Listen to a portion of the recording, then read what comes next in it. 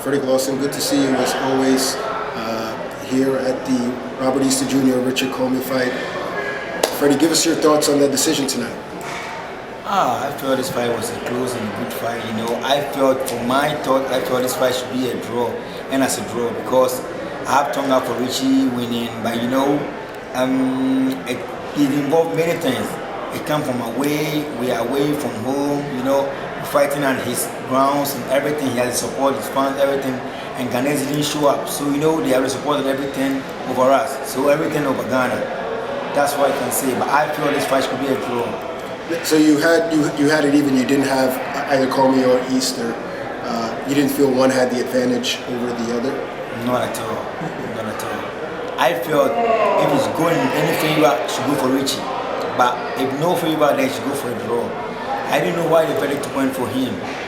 That's why, as I said, it's like we are away from home. America is America, and this is what you do over the years. That's how boxing has gone. So if you understand the sports, you need to understand the game. So that's how it goes for now. Do you think Richard deserves a rematch? Sure, he do. Sure, he do. You're obviously a fighter in the game with the experience. Do you think a rematch will happen? I should think it should happen, but it depends on the champion for now. He can say no or yeah. So let's see what he say. If Richie really want to challenge again, let's see what the champion also says. But I feel there should be a rematch for this fight. So getting away from the fight real quick and circling back to you, it's been a while since we've seen you in the ring. What's the latest and the greatest? For now, as we all know, Frederick Lawson had an injury a couple of months ago. And I think I'm bouncing back strongly and very soon. You guys going to see me back in the ring somewhere in November. I'll be back in the ring, but we're still doing our work, homeworks and everything for the next fight. So I think sooner than I'm going to announce to you guys very soon. So you can't give us any names, just yet, no hint for your fans out there, anything about what you're trying to do? All I have to tell my fans for now is just keep on praying for me and get ready for the next fight because I'm also preparing myself. As you can see, I'm in really good shape. I just have to wait for a while, for a little bit, 1 or 2 stuff, then set the ball rolling. You look a little bigger in the arms, biceps, muscle-wise than what we're used to seeing from you. It's pretty obvious you've been in the gym. What have you been working on and what did you learn from that Bukom fight? I learned a lot on my defense, on my movement, on my health condition, my conditional training. So for now, I'm under condition, I'm under pathway in the mix. I'm like adopting a new strategy out of my general strategy. So I think it's going to come in as a new ball game altogether.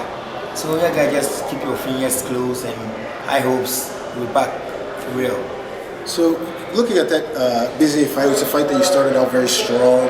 And then it turned the opposite direction as the fight went on. What do you think was the reason? Was it even before the draw? Was it just a draw, or do you think there are things that you could have done differently that would have changed the outcome? Actually, it wasn't just a draw, but I fought from the first and third round. I felt I was okay, but traveling to the round, I felt I wasn't myself because I struggled to make up my weight. It wasn't easy for me, and I wasn't feeling comfortable. I was uncomfortable in the ring. It involved many things, but I think we've solved those problems for now, and I think going forward everything's going to be fine. We can't just say anything about that, but I think going forward will be fine because I'm preparing much more greater than I do. So for now that I've started home, I'd say barely 1 year, and I'm back for good. Freddie, you've been in Ghana, you fought all over the U.S., you have a lot of experience on both sides of the world. What do you think is the biggest challenge facing Ghanaian fighters coming from Ghana fighting here in this country? What is the biggest challenge that you guys face? Is it the training, the food? What is it? If we should say the food, I said no. Training, I said no. It depends on the boxer and his team. I learned most and many things out here in the US that, you need to psych the boxer, tell the boxer know what he has to do in the ring. You don't have to just go into the box and you can do it, go ahead and do it. No, you have to learn. And one thing about we Ghanaian boxers, we don't learn. We feel we know the game. The game is for us. We just wake up and stand up on a boxer, that's it. But we have to really learn. I went back to my movement steps by step back in the US, from Ghana and back to the US to learn how to box again. So it's like I break everything down and start by walking by crawling, walking to a stand. So I think most of us to do that, and in Ghana we just wake up and say, I have the talent, I can do it. But no. Americans, they don't have the talent, but they learn. So if you learn, practice make man perfect. So you have to practice more. But I don't think Ghanaians want to learn. We are not ready to learn. We just think, oh, we can fight. I can fight, I'm strong. That's not the game at all. It's a different game altogether. So I think for now we should learn and bounce back as heroes for real. Because they know we can do it. They know we got it. We can do it. But what we lack is we're not learning. So we should learn and we can do it. It's just easy. The task is not easy, but it's easy.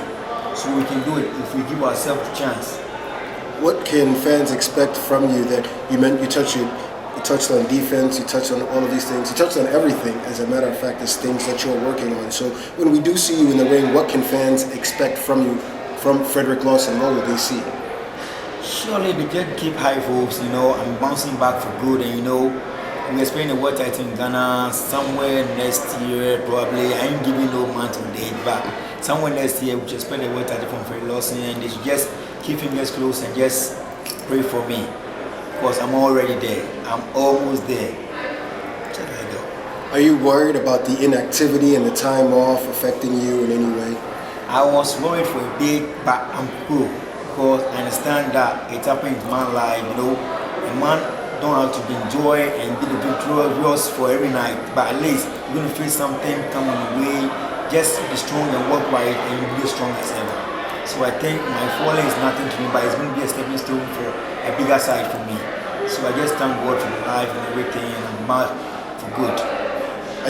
You mentioned a lot of changes that you're making in yourself right now. Are there any changes outside of that training and so forth? New trainers, new camp. Give us some insight on what's going on.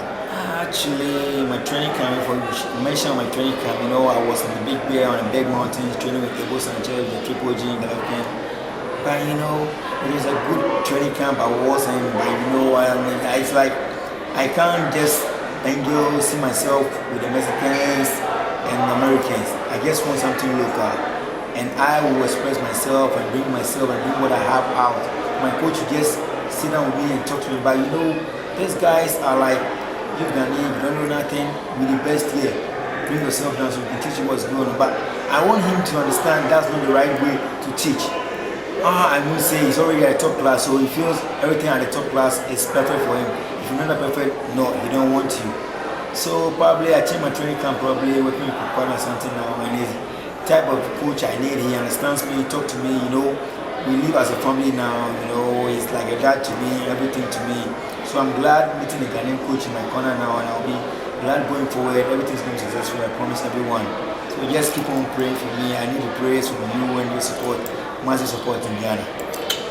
Thank you so much, Freddie, for your time. You're welcome.